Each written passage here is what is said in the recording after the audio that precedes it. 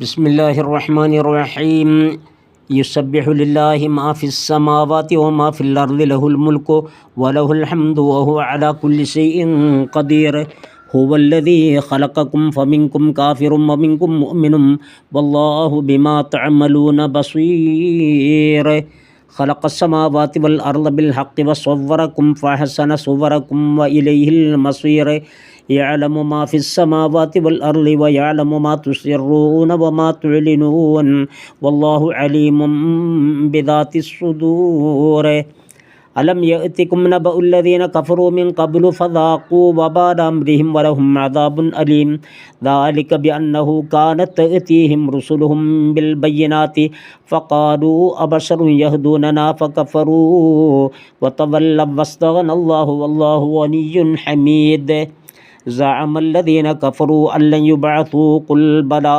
وربي لتبعثن ثم لتنبؤن بما عملتم وذلك على الله يسير കാരുണ്യദായകനും പരമദയാനിധിയുമായ അള്ളാഹുവിൻ്റെ നാമത്തിൽ ആകാശങ്ങളിലും ഭൂമിയിലുമുള്ള അഖിലവും അള്ളാഹുവിൻ്റെ വിശുദ്ധിയെ വാഴ്ത്തുന്നു. അവനാണ് പരമാധികാരം, അവനാണ് സർവസ്തുതിയും, അവൻ എല്ലാ കാര്യത്തിനും പര്യാപ്തനാണ്.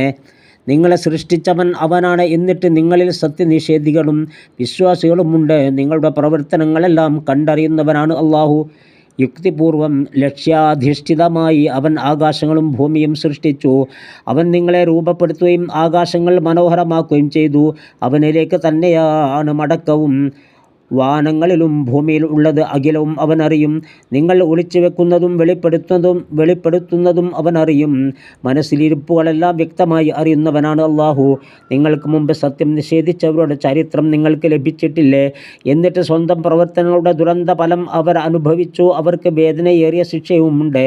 അതിന് കാരണം അവരിലേക്കുള്ള ദൂതന്മാർ വ്യക്തമായ തെളിവുകളുമായി അവരെ സമീപിച്ചിരുന്നു. അപ്പോൾ അവർ ചോദിച്ചു, നമുക്ക് മാർഗദർശനം നൽകുന്നത് ഒരു മനുഷ്യനാണോ? അങ്ങനെ അവർ സത്യം നിഷേധിക്കുകയും പിന്തിരിയുകയും ചെയ്തു. അള്ളാഹു ഒരാളുടെയും ആശ്രയത്വം ആവശ്യമില്ലാത്തവനാവുന്നു. അള്ളാഹു സ്വയം ധന്യനും സ്തുത്യർഹനുമാണ്.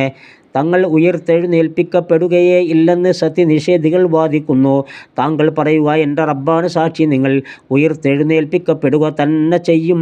പിന്നെ നിങ്ങളുടെ പ്രവർത്തനങ്ങളെക്കുറിച്ച് നിങ്ങൾക്ക് വിവരം നൽകപ്പെടും. അള്ളാഹുവിനെ സംബന്ധിച്ച് അതൊക്കെ വളരെ ലളിതമാണ്.